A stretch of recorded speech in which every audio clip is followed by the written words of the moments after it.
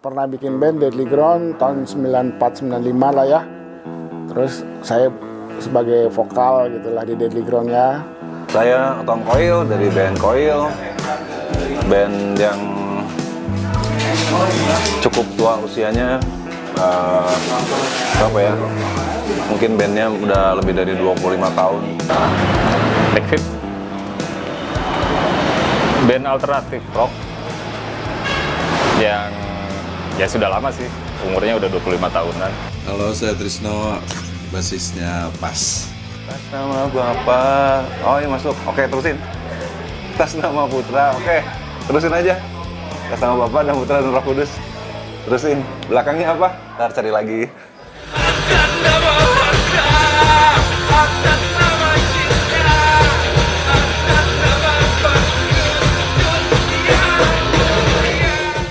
Seperti saya dulu waktu awal-awal underground mah ya saya mah underground aja, musik lain mah sampah, musuh gitu. Kalau sekarang kan ya sudah mulai bisa menerima gitu kan. Nah itu aja. Band underground apalagi yang band-band yang musiknya keras gitu. Hampir semua liriknya dari kritik sosial, anti kemapanan, anti kapitalisme dan segala macam. Andaikan saat ini saya ketemu Bung Karno, apa sih yang bakal saya obrolin? Pemerintah harus jujur, jangan bohong. Saya sih terpikirnya gimana caranya kita sebagai orang-orang yang dianggap terbelakang bisa membalikan arus itu dari selatan kembali ke utara. Adalah sebenarnya kan saat itu terjadi pas pun kita lagi zaman masih jadi mahasiswa di kampus. Mensuarakan itu yang namanya kritik itu kan lewat seni gitu ya.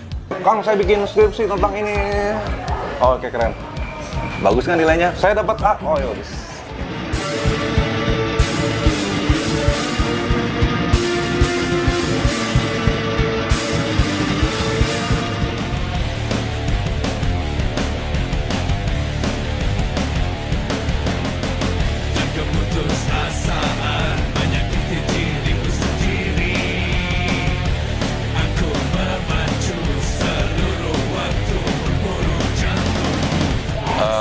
Koil ini banyak bikin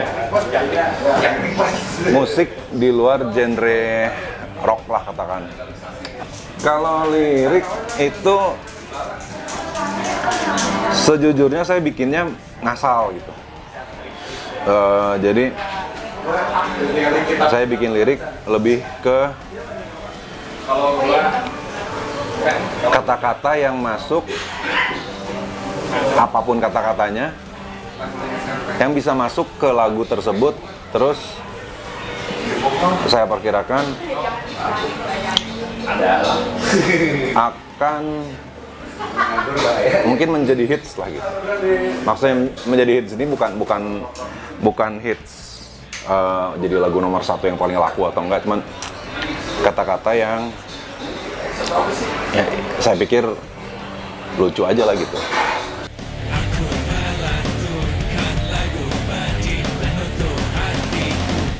Cuman mungkin perbedaannya yang menurut saya lucu, menurut orang lain menyeramkan, atau menurut orang lain mengerikan, atau sangat serius, fokusnya kepada lirik-lirik antisosial mungkin, atau lirik-lirik mengkritik atau gimana. Saya sendiri sebenarnya nggak concern akan hal tersebut, karena kalau untuk saya kayak kita bikin film, misalnya bikin film tentang Dracula, kan bukan berarti yang bikin filmnya suka ngisep darah orang gitu kan, atau bikin film tentang korupsi, bukan berarti yang bikin filmnya orang yang anti korupsi atau bahkan orang yang suka korupsi. Itu tuh bukan hal yang nyambung gitu antara apa yang saya bikin dengan kepribadian saya sendiri.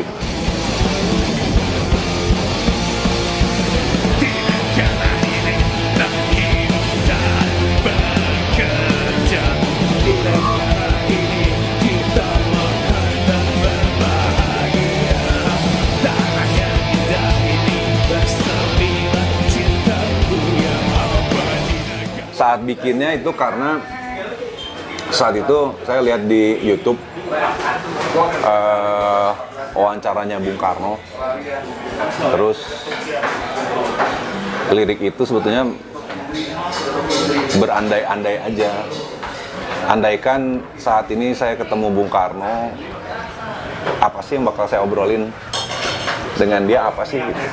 Kayak gitu. Maksudnya kan lu yang ngajarin nasionalisme naon gitu.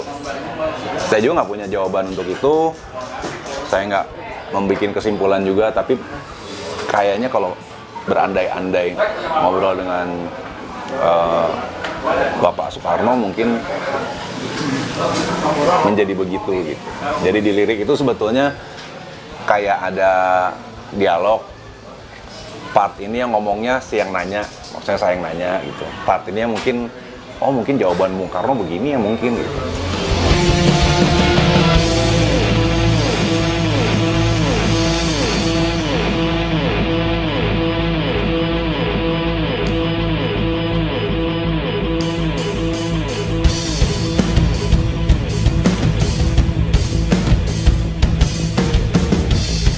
Di saat si pemerintah tadi sudah sangat mengayomi orang-orang miskin, nanti si band-band ini akan berubah. Liriknya nggak akan tentang anti pemerintah lagi. Bandnya mungkin makin banyak, ya kita tahu di Swedia, di Finlandia, dan dia yang lain kan di negara-negara tersebut, mungkin Asia, Jepang gitu.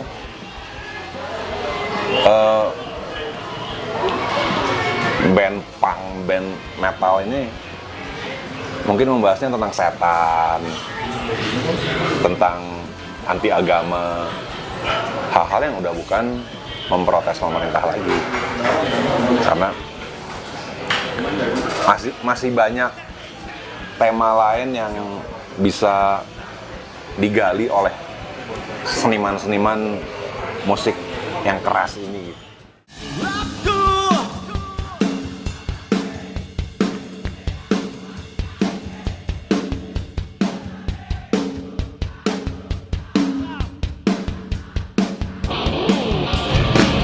Karena hidupku lagi denganmu, jadi cukup cair dan banyak waktu untuk menyindir, cukup menyindir,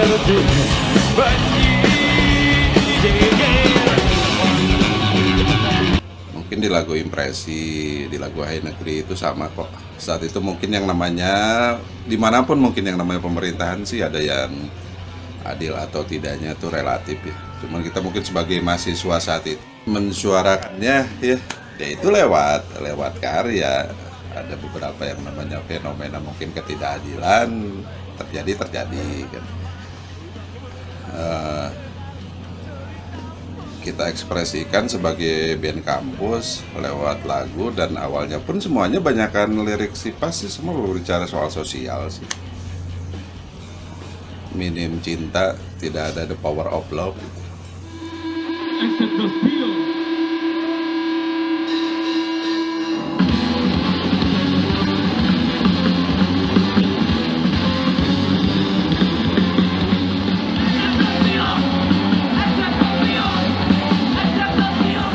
Kerakyatan yang dipimpin oleh hikmat kebijaksanaan dalam permusyawaratan perwakilan.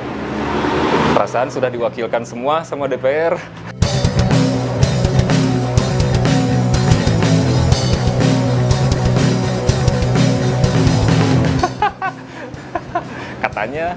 Katanya sudah diwakilkan semua. Kerakyatan naon ya? Kerakyatan apa yang harus dipimpin sama mereka? Terus keinginan apa yang diwakilkan sama mereka? Nah, rasa-rasanya kalau saya sih merasa tidak terwakili. Dan kita harus tetap merasa diwakilkan oleh mereka.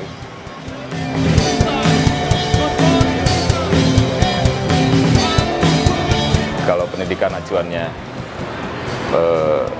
pelajaran, belajar dan teori gitu.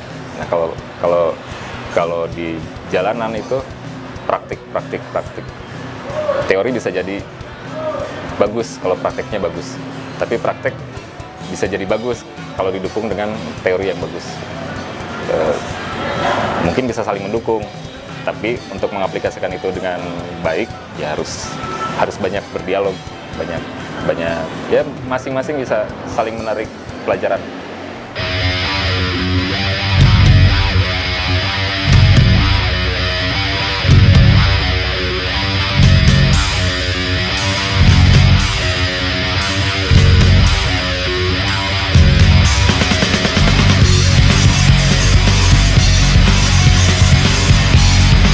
Saya terlahir zaman Orde Baru.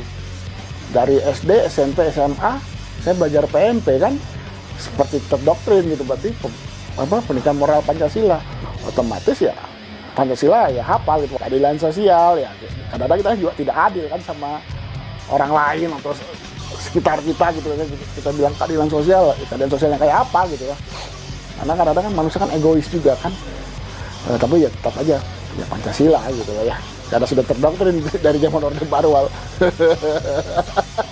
Bangun dari lelap,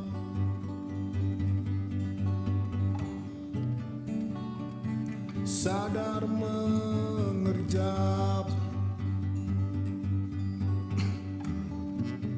Anak-anak yang independen adalah anak-anak yang berpikir sesuatu yang tidak banyak dipikirkan orang gitu. Jadinya mereka membuat musik dengan lirik yang tidak banyak dibicarakan atau tidak banyak dibahas. Saya setuju sih bahwa musik bisa dijadikan media untuk mengkritik, dalam hal ini mengkritik sosial gitu. Dan saya rasa mengkritik tidak harus dengan musik keras, tidak harus dengan musik hardcore punk atau metal gitu. Saya rasa banyak cara untuk menerjemahkan ke daya kritis kita gitu terhadap apapun yang kita lihat sehari-hari. Dan saya membuat lagu itu tidak agresif. Kita membuat musik yang menurut kita bagus, ya semoga menurut orang juga bagus, bisa menghibur orang lain dengan lirik-liriknya yang menurut kita bisa juga memotivasi orang. Nekat sih kalian ngundang Otong sih. Nekat. Semua yang teman-teman saya yang saya kasih, nih lo ikutan nih, lo dengerin nih, serius nih, yakin nih panitianya ngundang Otong nih, gitu ya. Semuanya ngomongnya sama, rata-rata ngomong gitu, yakin, gitu, mau ngundang Otong nih. Ya lu nonton aja nanti.